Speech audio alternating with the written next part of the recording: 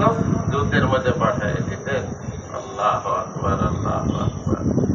এজন্য মোহতারাম ভাই, দুস্থ বুজুর্গ, জানাজা নামাজের শরীক হওয়ার তৌফিক দান করেছেন বলি আলহামদুলিল্লাহ। একদিন আপনার আমার লাশ এইভাবে সামনে থাকবে, কি বিশ্বাস হয়? সন্দেহ আছে? কোনো সন্দেহ নাই। এইভাবে আমি শুয়ে থাকবো, আমার হাত পাও কোনো কিছু লড়াচড়া করবে না, মনে যে আমি একেবারে রহমতের ফেরেশতা হয়ে। এইটা যদি জীবদ্দশায় হতে পারি, মৌতের আগে তুমি মরে যাও। কি মৌতের আগে তুমি মরো?